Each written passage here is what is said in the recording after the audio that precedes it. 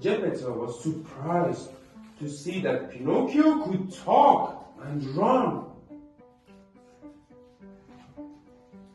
Pinocchio was quiet, naughty, and one day he escaped and wandered through the streets for many hours.